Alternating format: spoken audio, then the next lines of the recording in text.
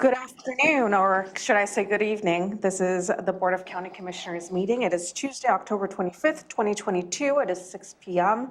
I'm calling this meeting to order. I'm Carolina Mejia. I'm the chair of the board. To my right is Vice Chair Ty Menser. To my left is Commissioner Gary Edwards. Also in the boardroom is County Manager Ramiro Chavez, as well as Assistant County Manager Robert Campbell and Clerk of the Board, Jamie Caldwell. We'll start this meeting off with the Pledge of Allegiance to be led by Commissioner Edwards. And I might work, I will. And I, in turn, am going to call on retired Commander Frank Hudick, United States Navy. Thank you. I pledge allegiance to the flag of the United States of America and to the republic for which it stands, one nation, under God, indivisible, with liberty and justice for all. Thank you, Commander. Thank you. Next, Vice Chair Menser, would you like to do a land acknowledgement, sir? Thank you. We would also like to start today's meeting with the land acknowledgement. We would like to acknowledge and thank the Salish peoples whose elders and ancestors have lived on and cared for the land and waterways of this county since time immemorial, and who still inhabit the area today, specifically the Squaxin Island, Nisqually, and Chehalis people, our sovereign tribal partners. Truth and acknowledgement are critical to building mutual respect and connection across all barriers of heritage and difference. The purpose of this acknowledgement is to disrupt ongoing erasure of injustices done and to remember history as a stepping stone towards healing. Thank you. Moving on to the approval of the Tuesday, October 25th agenda. Is there a motion? Move to approve the proposed agenda for Tuesday, October 25th, 2022. Second. Been moved and seconded. Any discussion? No, ma'am. I'll call for the vote. Commissioner Edwards? Aye. Commissioner Menser? Aye. Commissioner Mejia? Aye. Motion passes. Next is the approval of the board meeting minutes from October 18th. Move to approve board meeting minutes from October 18th, 2022. Second. Been moved and seconded. Any discussion? Hearing none, I'll call for the vote. Commissioner Edwards? Aye. Commissioner Menser? Aye. Commissioner Mejia? Aye. Motion passes. We do not have any presentations scheduled for today, so next is an opportunity for the public to address the board. The Board of Thurston County Commissioners welcomes comments from the public. However, there are some guidelines governing such comments to ensure they are appropriate and do not take advantage of the fact that most meetings are televised. The general speaking guidelines are as follows. Please introduce yourself, including the address to reside in the county. Please address the board, not the audience or staff. Speakers are limited to a total of 4 minutes to address the board. Meeting attendees cannot donate their speaking time to another person. No comments that are lewd and offensive, inflammatory, hateful, defamatory, or discriminatory in nature. Please be respectful. No outburst of any kind. No comments that are commercial in nature, such as promotion of a for-profit business. All materials provided to the county may be considered public records, subject to public release upon request, pursuant to the Public Records Act, Chapter 42 of the 56 of the RCW. No remarks about pending land use permits or similar matters that could eventually come before the board on appeal. No electioneering. Thank you so much for your cooperation. I will call those members in the boardroom first, and then the county manager will assist me in calling those members of the public who have joined us via Zoom. First, I have Frank Hudick.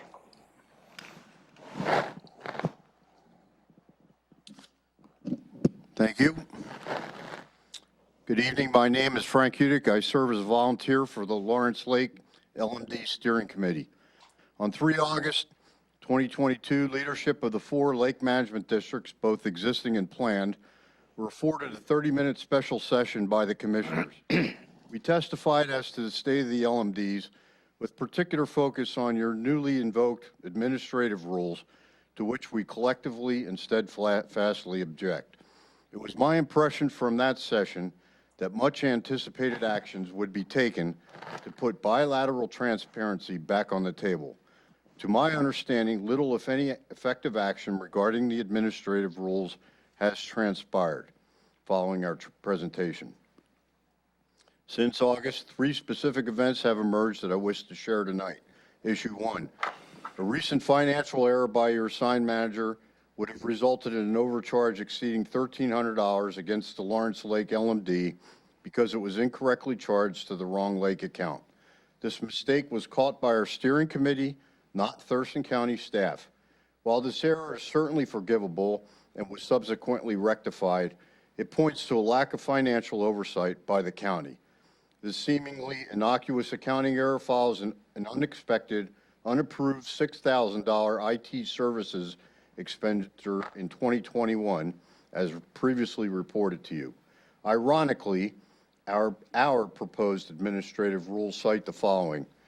As executors of LMD funds, assigned county staff are responsible and accountable for sound fiscal management of the LMD.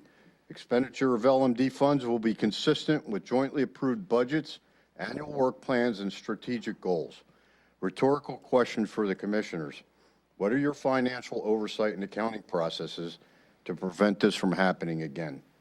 Issue number 2, on 10 September, we, the Lawrence Lake LMD, hosted a barbecue for our LMD constituents with approximately 100 members in attendance, including invited leadership from Opfit and Pattison Lakes. There were many sidebar conversations regarding the status of our new administrative rules. The steering committee's only credible response was to convey our hope the county staff will soon work with us to create a set of administrative rules acceptable to the LMDs. 3 months have now passed since the August presentation to the commissioners. We remain hopeful that you will soon direct your staff to jointly resolve this contentious issue with us. Issue number 3, on 28 September, our steering committee hosted a scheduled annual LMD meeting with agenda inputs and actions jointly coordinated with your staff well in advance. The assigned first level manager canceled his attendance at the last minute, citing an emergent illness. Given the importance of this meeting, the Public Works Director was personally invited to attend in his stead. She did not attend, nor did she even acknowledge the request. As of this date, now 1 month from the scheduled meeting, we are awaiting status of action assigned to the county, some of which may now be time sensitive. Commissioners, tonight I drove 50 miles round trip, taking 80 minutes for 4 minutes of podium time on redundant issues. I loathe for the day when we can again expend resources on lake stewardship. Thank you. Next, I have John Pettit. Good evening, Commissioners. My name is John Pettit. I live out in the East Olympia area. Tonight, I'm going to talk about 2 particular topics. One topic happens to deal with a particular fine group of individuals. They have faith harvest helpers who help supply food and things to the needy. Unfortunately, the CPED department has been functioning more as a Gestapo unit, threatening to take them to court because they have permits that have expired that they applied for that CPED never actually processed, and now CPED intends to take them to court and have them pay a penalty for them not getting the job done. I have observed this organization. They're located out in Mr. Menzer's district, District 3 down by Maytown. They have hundreds of people that they serve. They care about things. One of the examples of what we think is a good thing to do is here is how much oversight that we have with CPED.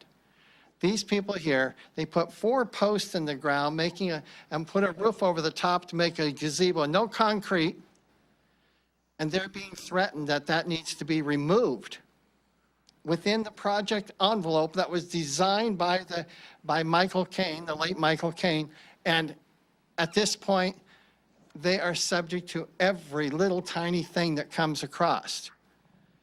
Perhaps Mr. Menzer would like to go visit these people and see for himself so that he can get things back on track and actually help people, because right now, the department is hurting him and they're threatening these people, even though they've tried to do everything possible to fit within the boundaries of the county ordinances and laws.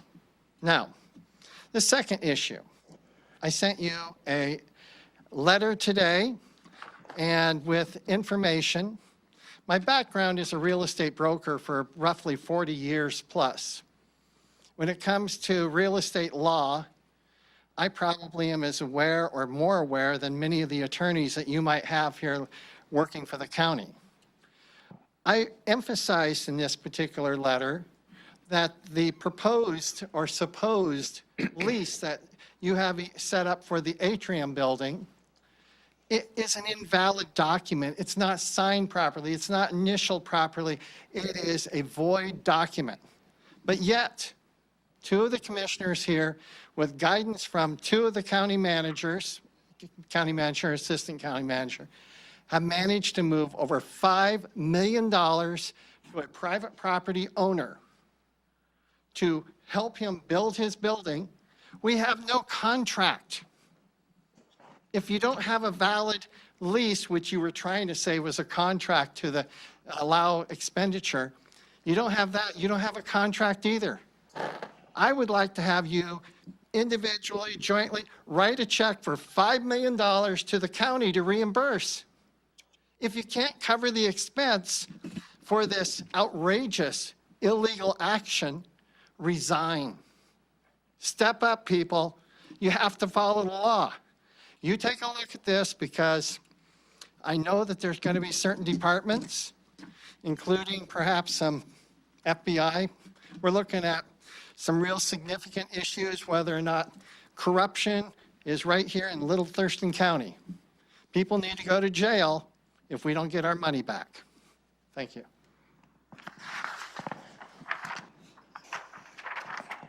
Matt Jackman.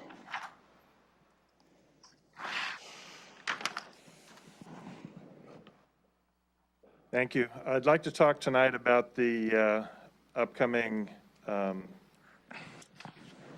suspension of the Hopkins Drainage Ditch District that the board is considering. Even though the county manager attested to the fact that public notices were posted per the statute, this is not true. According to the statute, the notices were supposed to be posted in at least 4 locations in the special district, not near the special district, in the special district, to attract the attention of the public. I have a map with locations of where those were posted. There's 3 up here in the preserve. Is the county saying that the preserve is indeed part of the ditch district? Because that 8532 hearing and action is still pending in Superior Court. These were obviously posted to attract support for the suspension. The 4th was posted on the fence at the Rutledge Corn Maze. This location is not in the special district. Please refer to the map that I've attached. There's several places noted in green on the map where notices could have been placed in the special district, but none of those places had any notices posted. The places where the notices were posted were obviously meant to slant the hearing toward one side. This has not put the county in a good light, seeing that its task is it shall inquire into whether such action is in the public interest. It leaves one to wonder just whose public interest is being elicited and whose public interest matters the most. Is it the public interest of those at risk for excess flooding? Is it the public interest of those intent on not paying taxes under RCW 8532? Does the county even have the authority to intervene in the application of an RCW that is still in the process of being applied? This RCW is currently being adjudicated in Thurston County Superior Court. The statute also requires notification to and be mailed to the members of the governing body of the special district, if there are any. None of the 3 commissioners received any mail concerning this special hearing. There was an email sent to the commissioner's email with a copy of the published notice, but the statute says mailed to the members of the governing body. We don't believe that email is equivalent. Due to the foregoing, this suspension hearing does not meet the requirements of the statute and is therefore illegal. And if the county commissioners do vote to suspend the drainage ditch district operations, it will most certainly be overturned. Thank you. Would you like a copy of this? Yes, sir. Yes. Okay. Thank you, sir. Barry Halverson.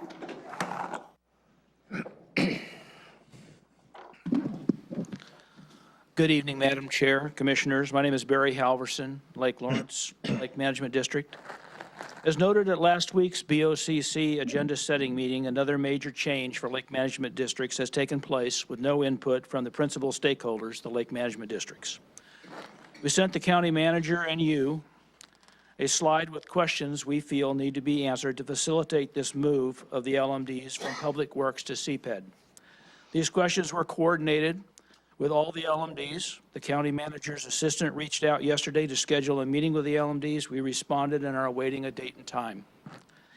We sincerely hope that this move is to fix the issues that have plagued the LMDs for several years now, budget and FTE, and not simply to move the issues and problems from one department to another in an attempt to reestablish our trust and confidence in the county. We are concerned this move will cause unnecessary delays in work plans already approved and budgeted for 2023. As you know, two of the key issues are budget and FTE. We hope this move will address both in a manner that will not further disadvantage lake management districts as they currently do.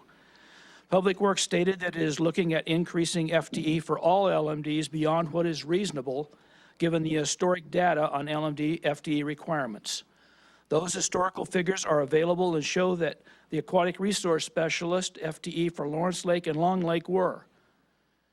I'm going to have Mr. Hiddick hold up my whiteboard. I couldn't put it on your whiteboard. Maybe you can stand next to him to capture. So if you'll note here, I went from 2019 to 2021 because 2018 was an odd year. We didn't have an aquatic resource specialist for most of that year.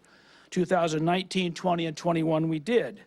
At no time during those years, even for Long Lake, did the FTE for the ARS go above 0.3.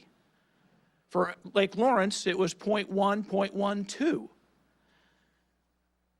The total figures to 2022 have not yet been made available because we're still in that year, and will be a bit skewed even now because the ARS departed at the beginning of the fourth quarter.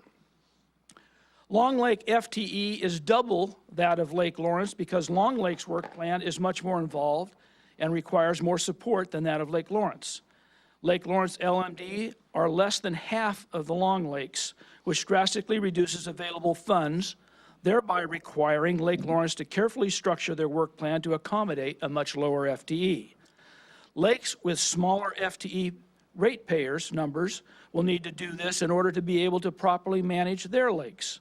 One size does not fit all. Any attempt to formulate a cookie-cutter mentality for LMDs is doomed to failure.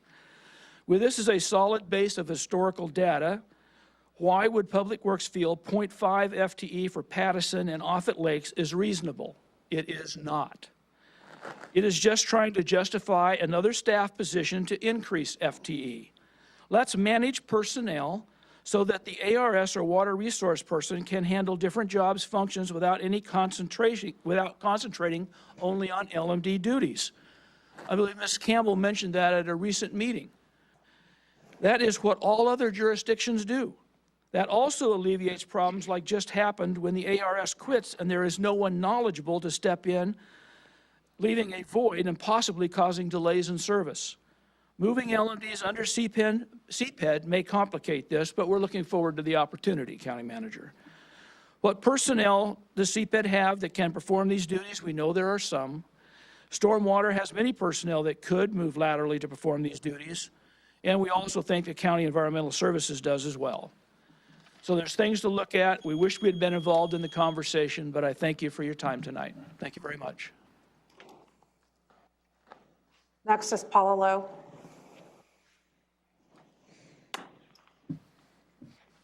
I'm Paula Lowe, 5202 Rumack Street, Southeast Olympia, Chair of the Leadership Team for Pattison Lake Management District and the President of the Pattison Lake Association. I have three concerns about the processing of our Pattison Lake Management District. This week marks 11 months since I delivered the petition to Pattison for the Patterson LMD to start in 2023. The plan was to meet the November 1st deadline to send the assessments to the assessor's office. To move the Patterson LMD forward as originally scheduled, the assessor's office authorized a deadline extension to turn in the assessments in mid-December. We now have 8 weeks until that deadline. I urge you to direct staff to meet the mid-December deadline so we can start the LMD in 2023 as planned. It would solve many financial issues due to delays. The people voted to form the LMD and the assessments are ready. I urge you to create the ordinance and hold the final public hearing in the next 8 weeks so we can be on the tax assessor's rolls. My second point this evening, to process the petition, our residents were required to give $5,000 to pay the county staff, which was spent with no explanation of what it was spent on. The current public works staff has no experience processing LMDs, new LMDs. We're concerned that we are paying for staff inefficiencies and we shouldn't be charged for that. The Water Resources Manager said he would not send us a budget explanation. He only sent meaningless data. Public Works would not process our LMD votes until we sent an additional $2,500. We believe this was an unauthorized request, to put it nicely. We were coerced to send in the money so the county would count our election votes. In May, at a staff meeting recorded on YouTube, Jennifer Walker led us to believe the county would cover expenses over $5,000. But on October 12th, Walker directed me to you. I hereby request that the cost be capped at $5,000. My third point this evening, when we were forming our PLMD petition and budget last November, we talked to the Water Resources Manager and the Aquatic Resource Specialist. Both said that the FTE cost to our PLMD would be 0.3 FTE. For the last few months, the Public Works has been saying that the county needs 0.5 FTE for Patterson and for Offutt Lakes. Neither one of our lakes can afford to pay 0.5 FTE. We budgeted far less with the full knowledge and approval of the Water Resources Manager. When you move forward with the budgeting process, know that Patterson can only afford 0.3 FTE, not 0.5 FTE. I look forward to resolution of both these issues. Thank you, or all these issues. Thank you for your time. Jack Grimes.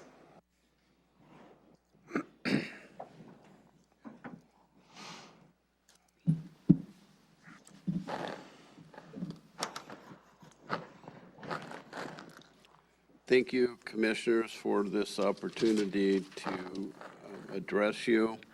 My name is Jack Grimes. I live on 76th Avenue Northeast.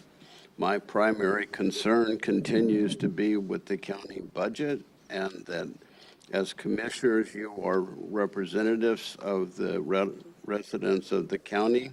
The budgeting process should be looking for ways to reduce spending and reduce our tax burden in the county. The current process still appears to be designed to spend all of the tax dollars collected. The county needs to manage their budget in the same way that most of us have to manage ours. We must make our income stretch and pay our bills. Many Thurston County residents do not receive increases in income each year.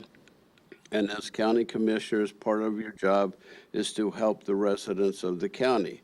The county should stay within the received revenue and not rely on tax increases as a solution, and should use the monies collected for the appropriate special categories that the taxes are assigned. I think that the revenue estimates that you're using for 2023 are overstated. In 2023, the funds provided by the federal government will not be there to the extent in 2022. The stimulus funds and other tax credits that added disposable income for the residents will not be there. There will be some reduction in some of them that will still be available for families to spend to be able to support themselves. we have less income to spend, and so that's going to affect your income numbers. You're projecting an increase, and I project an actual decrease. I also believe that any extra funds that you have left over from 2022 should be saved as a reserve to fill in any gaps that you might have if there are shortcomings in the 2023 budget.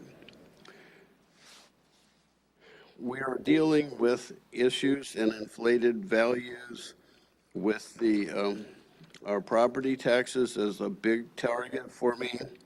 And when you read data that's being published, we currently have over 60% of the population is living paycheck to paycheck. Any increases makes that even more difficult.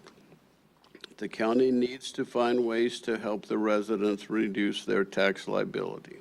One way would be to help the taxpayers by supporting a change in RCW 84.40.030, which is the state law that the assessors use to assess the inflated values. It would require legislative change to be able to change that. The values that are currently being used by the assessor are excessive and are inflated. There's not any relief available in the current state tax code without legislative change. I've watched some of the hearings regarding the 2023 budget, and commissioners, I appreciate your efforts to contain costs. I look forward to you finding ways to reduce taxes and continue to control taxes and fund the needs of the residents of the county. Thank you for your time. Lake Stincy.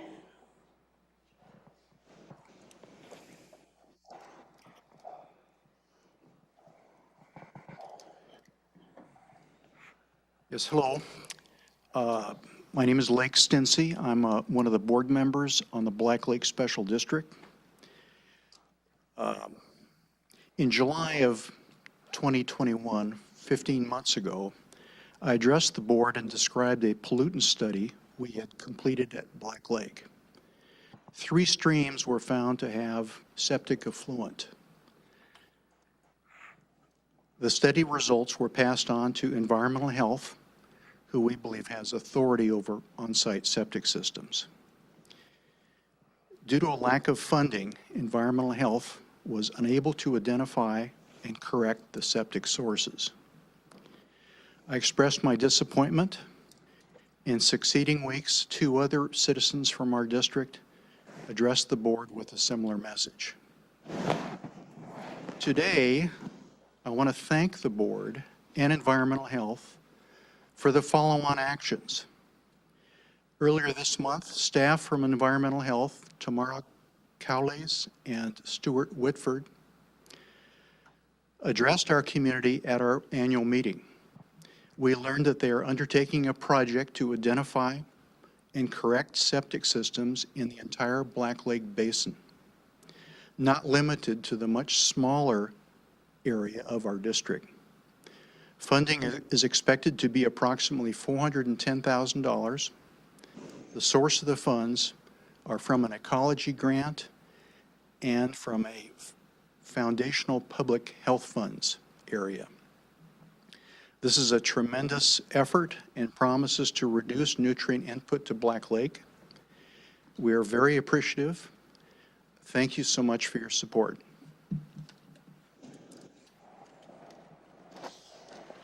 That will conclude the people that have signed up in the boardroom, but I want to give the opportunity to anyone who didn't sign up.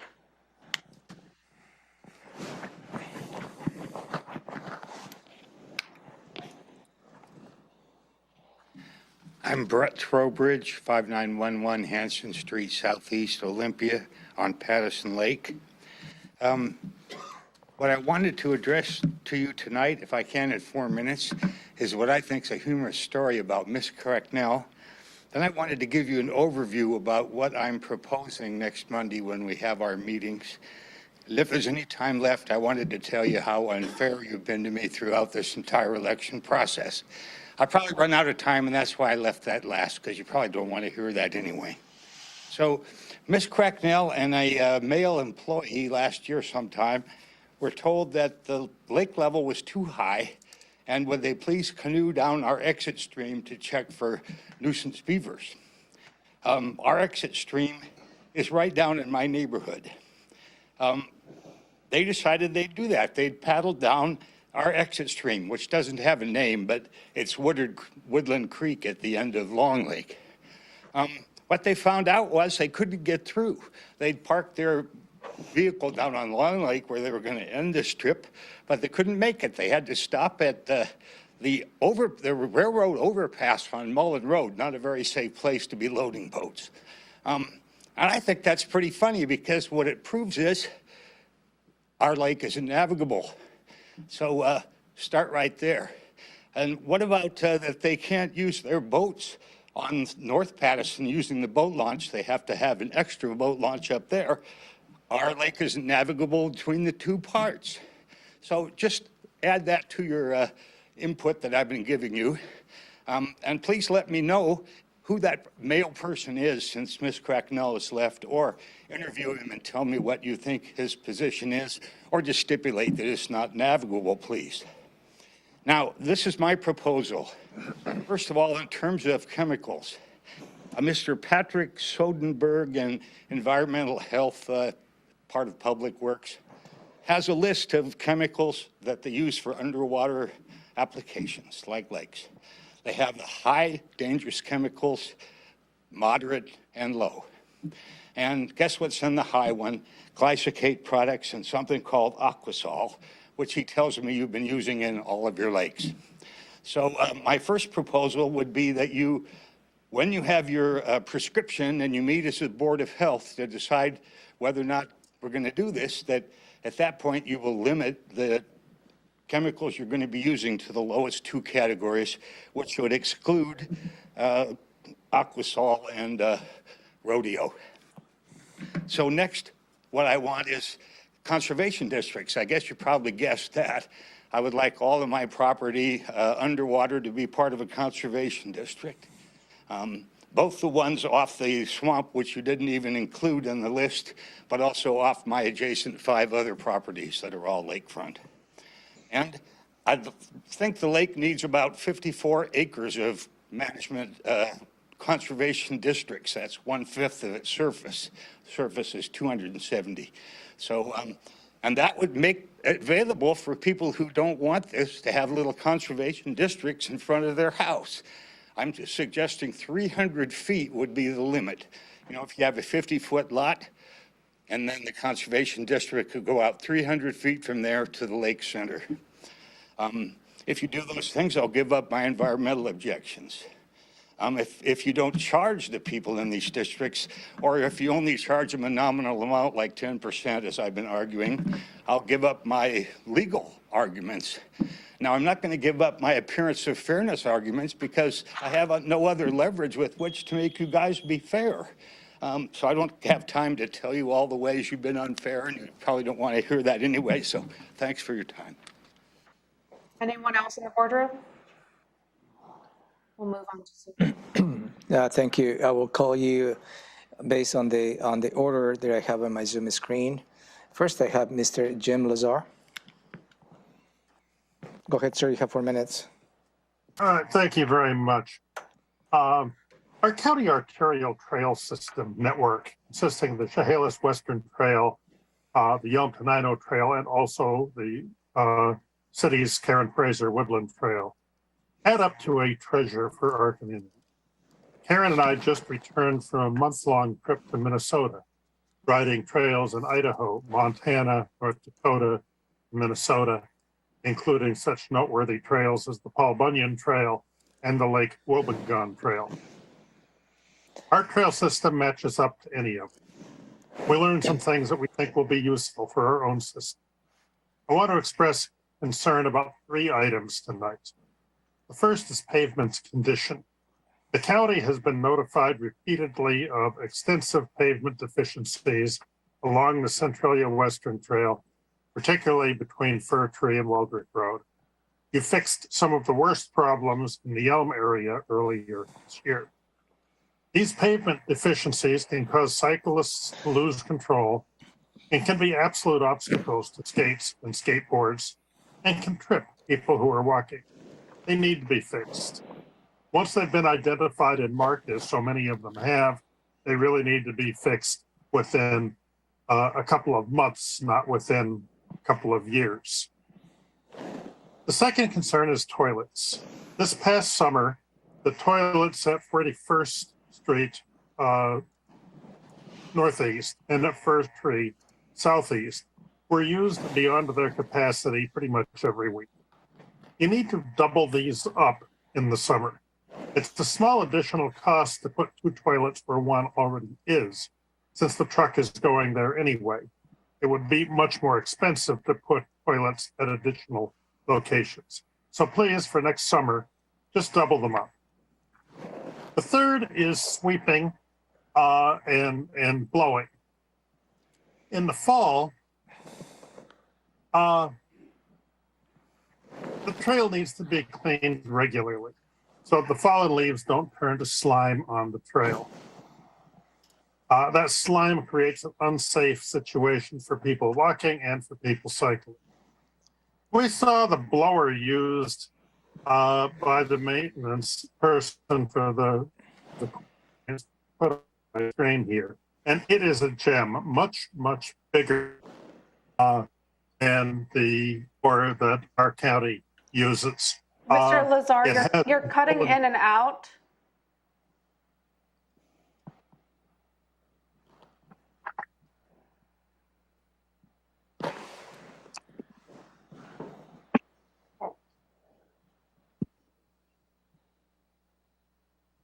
Try another microphone and hope that's a little better. It is. Thank you. The blower that they use in Idaho is just dramatically more powerful than the one that we have. They blow that trail every week during the May to October core cycling season. Please ensure that our public works staff has the equipment and the budget they need to properly maintain this important transportation network. Thousands of us depend on it. Thank you. Thank you, sir.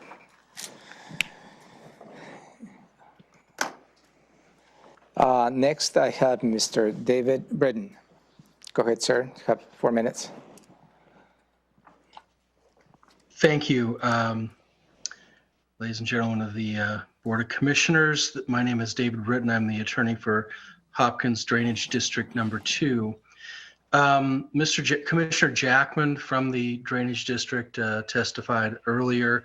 I wanted to focus in on something that he had mentioned.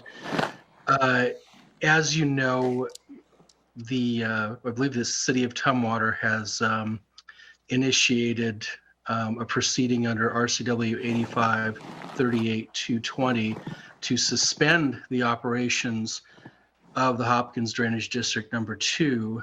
And there was a public comment hearing scheduled for October 18th, which did in fact take place. And I don't know if this particular subject was actually raised by anybody at the hearing, but I'm going to raise it now, and I think I'm hoping you'll agree that whether it was raised at the hearing or not, this is probably something you should sit down and discuss with your legal counsel. The language of the statute dictates that the notice of that public hearing that took place on October 18th shall be published in a newspaper of general circulation in the county, also posted in at least 4 locations in the special district, and then mailed to members of the governing body. And as Mr. Jackman pointed out, I'm not an expert on what the district boundaries are. I don't suppose any of you are either, but I believe Mr. Jackman is. I think he might have also provided a map of the district boundaries just now. I'm quite sure that county staff has a map that will include the district boundaries.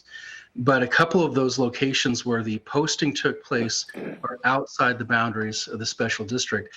And just to clear up any confusion, if something was posted in the preserve development, that does not mean it was posted inside the special district, as at this point in time, those properties are not part of the Hopkins Drainage District number 2. As for the notice of that hearing having been mailed to members of the governing body, i.e. the 3-member Board of Commissioners of the Hopkins Drainage District, my commissioners are telling me that that did not happen. They never received anything in the mail. They may have received something by email, but as far as I know, the law has not been changed to make email the equivalent of mail. And of course, most of these statutes were enacted before there was such a thing as email. So that's something I wanted to bring to the commissioner's attention tonight. And hopefully you will take that into account. And that's all I have to say. Thank you. Thank you, sir. Next, I have Mr. Jesse Simmons. No comments at this time. Thank you. Thank you. Next, I have Ms. Christina Janis. No comments from me tonight as well. Thank you. Thank you. Next, I have Ms. Kay McMurray. Key McMurray. No comment at this time. Thank you. Next, I have Ms. Ursula Euler. Yes, good evening. Thank you for having me. My name is Ursula Euler, Southwest Thurston County on Kristen Court.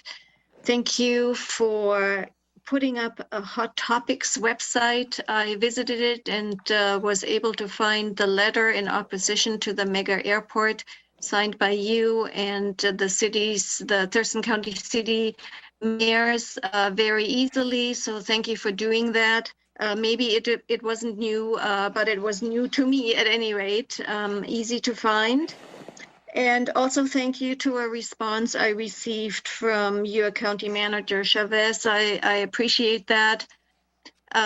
Yesterday was an evening where the port commissioners received a lot of comment from folks in affected areas of a potential mega airport. And they also came on board with expressing opposition. They were the last local jurisdiction in Thurston County to do so.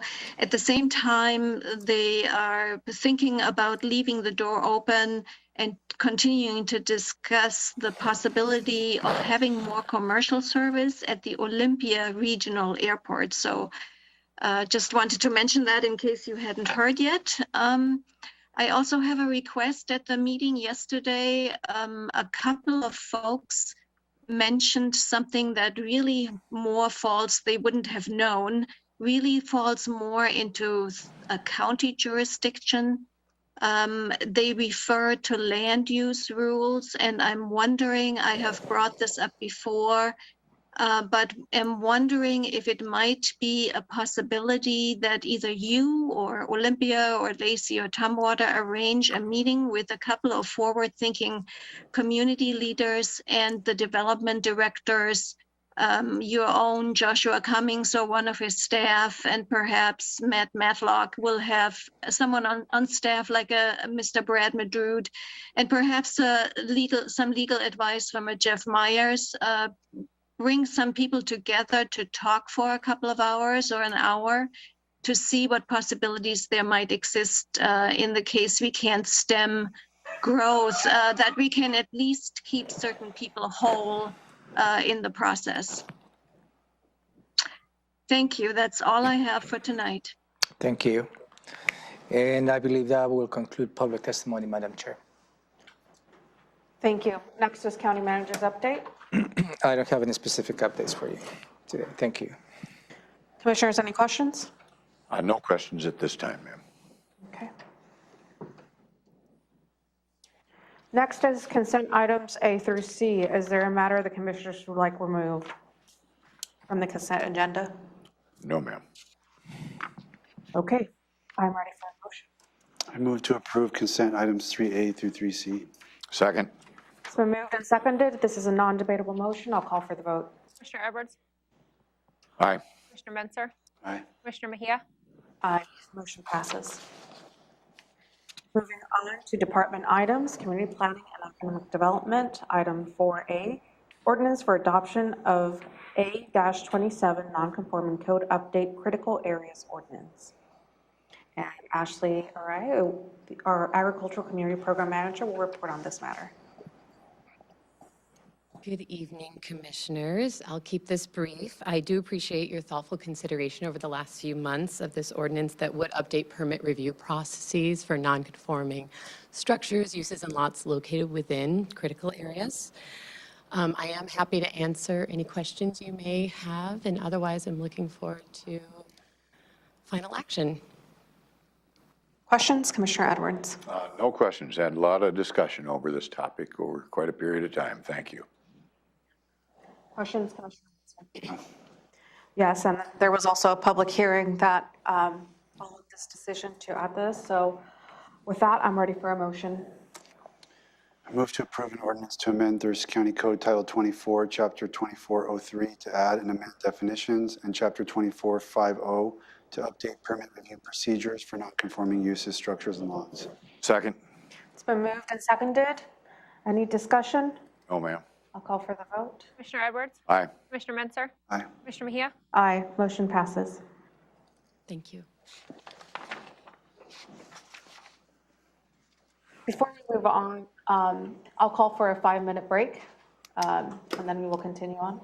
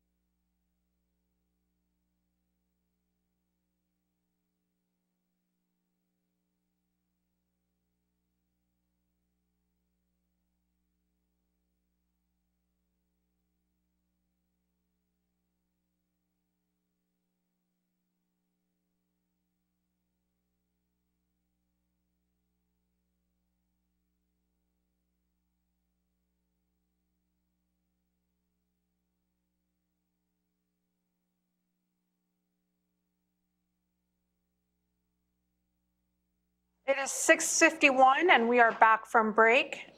We are going to continue with our agenda. We left off with emergency services. Item 5A, medic unit procurement. Ben Miller-Todd, Emergency Services Interim Director, will present this issue. Good evening, Commissioners.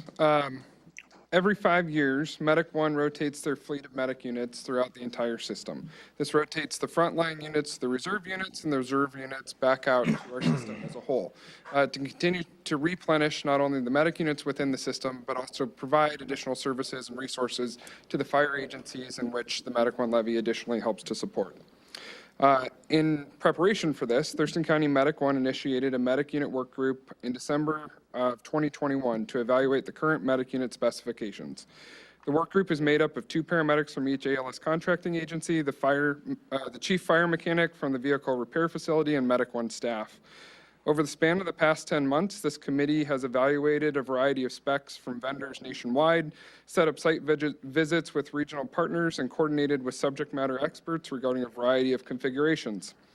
As this committee narrowed down its search, it identified a responsive, safety-oriented vendor that regional partners and providers identified as reliable, provider-centric, and patient-driven in their design, Lifeline Emergency Vehicles. This vendor has undergone a competitive bidding process of which complies with Washington State regulations and Thurston County procurement policy and procedure. Thurston County was found to have completed an interlocal agreement with HGAC, allowing for the purchasing of these medic units from this competitively bid contract.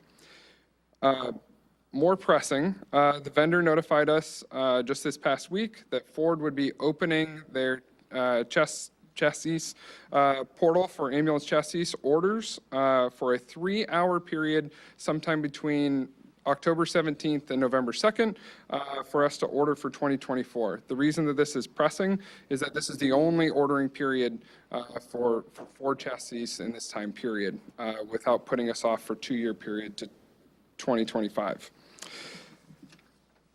With that, we are asking for the support of this council in approval of the resolution authorizing the interim director of emergency services to purchase 5 Type 1 Superliner 171-inch body Ford F-550 to replace the Thurston County paramedic vehicles under the Houston-Galveston Area Council, or HGAC, contract with Lifeline Emergency Vehicles, contract number AM1020, in the amount of $1,108,905.75, and execute any amendments not to exceed 10%. Thank you. Thank you. Any questions for Ben? Commissioner Edwards. No questions. Been over this. Thank you. Commissioner Menzer? No questions for me either. I'm ready for a motion. Move to approve the resolution authorizing the interim director of emergency services to purchase 5 Type 1, or I, Superliner 171 body Ford F-550 to replace Thurston County paramedic vehicles under the Houston-Galveston Area Council contract with Lifeline Emergency Vehicles, contract AM10-20, in the amount of $1,108,905.75, and execute any amendments not to exceed 10%. Second. It's been moved and seconded. Any discussion? Hearing none, I'll call for the vote. Commissioner Edwards? Aye. Commissioner Menzer? Aye. Commissioner Mejia? Aye. Motion passes. Thank you, Ben. Public Health and Social Services, item 6A, approve revisions to the Veterans Assistance Program policy. Lenise Milam, Quality Assurance Community Program Manager. Good evening, Commissioners. I'm here today to speak on behalf of the current policy that was reviewed and modified by myself, the Veterans Assistance Program Manager, as well as the Veterans Assistance Program Board. The changes that we're looking to increase are the maximum allocation for assistance from $1,000 to $2,000 for a single veteran and $2,000 to $4,000 for a family. We're also seeking to increase veterans or eligible family members who share a residence with a property owner from $500 to $1,000. We're also seeking to increase the maximum burial amount from $800 to $1,200. These decisions and changes were reviewed by the Veteran Advisory Board and were unanimously accepted by all members. Thank you. Questions? Commissioner Edwards. No questions. I just want to thank Lenise. Thank you very much. Thank you, sir.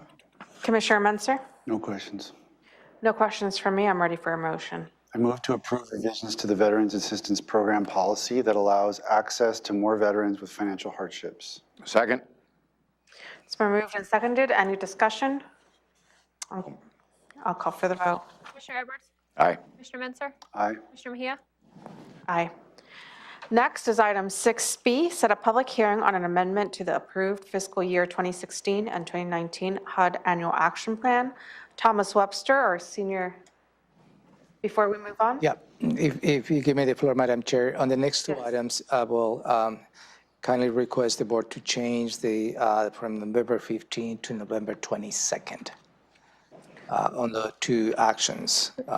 November 15th, the board will be attending the Washington State Association of Leadership Conference, and there will not be a board meeting. Okay. So there's been amendment to item 6B and 6C to change the action to November 22nd, 2022 at 3:30 p.m. Instead of November 15th. So that Tom Webster, our Senior Program Manager, will report on the next two matters. Great. Thank you and good evening, Commissioners. Tom Webster with Public Health and Social Services. So this first request is to set a public hearing, as the County Manager said, on November 22nd, regarding our HUD Annual Action Plan to make amendments to our 2016 and 2019 Annual Action Plans. For these 2 years, we had projects in there for the City of Tenino. One was renovations to the City of Tenino Quarry Pool. And in 2019, there's an activity for renovation of the Tenino Community Quarry House. Because the quarry pool has had a difficulty finding a contractor and permitting with the state, that project is moving a little slower. The quarry house is moving forward, and we would like to spend the older funds first. Therefore, we're proposing to add the quarry house activity and move that to the 2016 program year and do the quarry pool activity in the 2019 program year. This requires an amendment to our annual action plan, and HUD requires that we go through a public comment period to make this amendment. So we're requesting tonight that you set this public hearing. The amendment will be available for public comment prior to the public hearing. And I'm happy to answer any questions. Questions? Commissioner Edwards. No, we've had plenty of discussion on this topic. I don't have any questions, but I think I'd just maybe let the public know that this is just a rollover of funds, if you will. And I think that's as good a way to explain it, that did not get expended early because of numerous delays that we were faced with. Is that a correct statement, Tom? Yes, that is correct, Commissioner. That there's no change in funding to either project. It's just determining which funding year each project is funded out of. So there's no changing to the funding of either project. Both projects will move forward. Okay, thank you. Thank you. Commissioner Menzer, any questions? Comments? Okay. Comments, morning. I'm ready for a motion. I move to set a public hearing for Tuesday, November 22nd, 2022 at 3:30 p.m. or as soon thereafter as the matter may be heard to receive public comments and review amendments to the proposed fiscal year 2016 and 2019 annual action plans. Second. It's been moved and seconded. Any discussion? No, ma'am. I'll call for the vote. Commissioner Edwards? Aye. Commissioner Menzer? Aye. Commissioner Mejia? Aye. Motion passes. Item C is set a public hearing for the 2021 Consolidated Annual Performance and Evaluation Report. Great. Thank you, Commissioner. So this is, and I have Jacinda Stelchis with me from our office who put this report together. This is another annual requirement for our HUD, Housing and Urban Development, federal programs for the Community Development Block Grant Program and the Home Investment Partnership Program. We're required to report annually on the progress made under these grants. We're required to have a public hearing to accept comments on this report. So we're requesting to set that public hearing for November 22nd. The report will be available to the public on or about October 28th for public viewing. So this is an annual report that we submit to HUD reporting on what was accomplished under these programs. We're happy to answer any questions. Questions? Commissioner Edwards. No questions, thank you. Commissioner Menzer. Nope. I don't have any questions. I'm ready for a motion. Move to set a public hearing for November 22nd, 2022 at 3:30 PM or as soon thereafter as the matter may be heard at the Thurston County Courthouse, Building 1, Room 280, to receive public comment on the 2021 HUD Consolidated Annual Performance and Evaluation Report. Keeper. Second. It's been moved and seconded. Any discussion? No, ma'am. I'll call for the vote. Commissioner Edwards? Aye. Commissioner Menzer? Aye. Commissioner Mejia? Aye. Thank you. So Public Works, item 7A, approve Southern Concrete Products as single source vendor for Yelm Highway Southeast precast wall materials. Good evening, Commissioners. Marcus Dorvick, Senior Civil Engineer with Public Works. Public Works is requesting the board approve Southern Concrete Products as the sole source vendor for the supply of precast wall materials for the Yelm Highway Southeast noise and retaining wall system. Yelm Highway has approximately 1 mile of this noise wall, and the wall has been struck by vehicles on several different occasions since it was constructed in 2011, including just this year. The county is running out of inventory to replace the damaged wall panels and must purchase additional materials for the repairs. Southern Concrete Products was the manufacturer of the original wall system and has all the components for the wall system already in stock or has the ability to make them very quickly. Other suppliers would have to take molds of the existing wall components and create the molds back at their factory, which are all located out of Thurston County. This is very expensive and time consuming. Using Southern Concrete will allow Public Works to expedite the repairs and obtain the correct interlocking wall components for the least cost. The Internal Auditor's Office has already reviewed and approved this sole source request. Are there any questions? Questions, Commissioner Edwards? No questions, just a clarity issue that these panels are made to slip together and expedite repairs by doing it that way. Is that correct? Is that a simple explanation of why we're doing this? That is correct. The slipping that you're describing is a very specific and unique component of this wall. So to obtain the right materials to achieve that same system is why we're using Southern Concrete. Correct. Thank you. Commissioner Menzer, questions? No. Marcus, as I was driving on Yelm Highway today, that's my route to work. I was trying to look for where the panels are, and so I couldn't really see them. So could you tell me exactly where they are? Where the damaged section of the wall is? Yeah. So it's right near Brassfield, the roundabout at Brassfield, maybe, a quarter mile east of Henderson Boulevard, Okay. near the Briggs YMCA. So it's on the north side of the Yelm Highway, right at the Brassfield roundabout. Okay. I'll keep my eyes open Yeah. when I go back home. The way home. Okay, with that, I'm ready for a motion. Move to approve Southern Concrete Products as a single source vendor for the supply of precast wall materials for the Yelm Highway Southeast noise and retaining wall system, and approve Public Works to purchase precast wall materials from the supplier on an as-needed basis. Second. So moved and seconded. Any discussion? Hearing none, I'll call for the vote. Commissioner Edwards? Aye. Commissioner Menzer? Aye. Commissioner Mejia? Aye. Motion passes. That will conclude our department items. Next, for our standing items, item 8A, Commissioners will report on board work sessions and assigned committee meetings, providing updates on actions taken, as well as upcoming issues. Commissioner Edwards, we will start with you, sir. I don't think I had any more unusual issues than my seatmates did, in attendance of several things with my seatmates, the steady meeting. And I just want to point out that there was also a retirement this year from Aaron Jackson from TCOM, who spent 33 years serving the citizens of Thurston County. And I just wanted to recognize her at this meeting and thank her and wish her well. So that'll be my report. Thank you. Thank you. And what did you say her name was? Aaron? Aaron Jackson. Aaron Jackson. Thank you so much for your service. 33 years. Okay.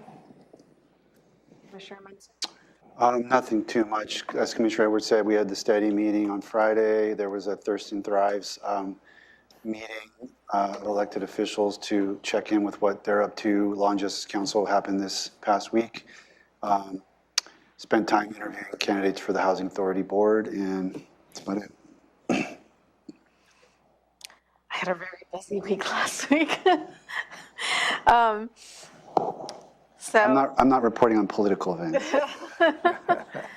I attended around the same events that my seatmates did, and but I attended the 3 cities plus the county meetings that we have on a bi-monthly basis, and we had a lot of conversations ranging from the airport to ARPA funds to Franz Anderson.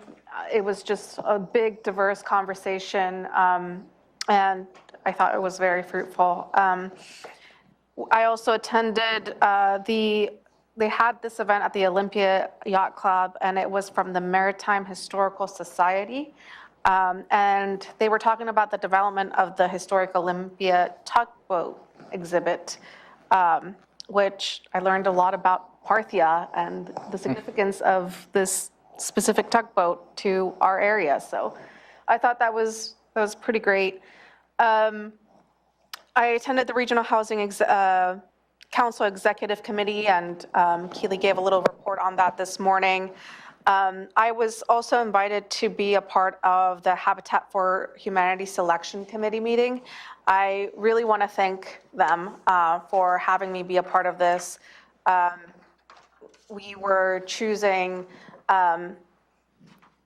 the potential homeowners for the townhomes that they're building in Yelm, and it was a great process and just very hard decisions, and all worthy candidates. Then intercity transit, not much to report on that section. I think I've sent out the invitation to both commissioners when the building is going to be open to the public. And that is all I have to report. So next, item 8B, the county manager will review the Board of County Commissioners schedule for the week of October 25th, 2022. Thank you, Madam Chair. Nothing for the remainder of the evening for the board. Tomorrow, Wednesday, October 26th, you have a budget deliberations from 9 to 4 in the afternoon. There will be a couple breaks in between. If the board reaches a preliminary final decisions on the budget, then you will not need the Thursday, October 27 meeting budget work session. There also is a schedule from 9 to 4. And again, we just left that just in case, as well as for Friday, October 28th, also from 9 to 4 to continue the budget conversations if need be. Moving on to on Friday, October 28th, I'm sorry, you have invited at 10 in the morning, if at all possible, to say farewell to Dennis Osorio. He's our IT director, and he's moving on to new ventures. Monday, October 31st, you have a couple of commissioners will be attending maybe the Kiwanis club meeting. And also at noon, you have your standing Washington State Association of Counties virtual assembly. Tuesday, November 1st, you will convene here in this room at 9 in the morning for your regular agenda setting. 2 in the afternoon, you have your regular Board of County Commissioners meeting. And at 3:30 on November 1st, you have a public hearing related to a resolution of intention to establish the Alfred Lake Management District. And that's all I have for you. Thank you. Any questions, comments on the schedule? No questions, thank you. I will not be able to attend Dennis Osorio's farewell party, as I will be in Skagit for the County Road Administration Board meeting. But just, Yep. but yeah, Whoever wants to make it. best wishes Yep. to Dennis on his new chapter. And I think when I saw him, I told him, we were very thankful for all the work he's done while he's been here. With that, it is 7:11 p.m. Thank you to all the public who came to our 6 p.m. meeting and provided public testimony. We are adjourned.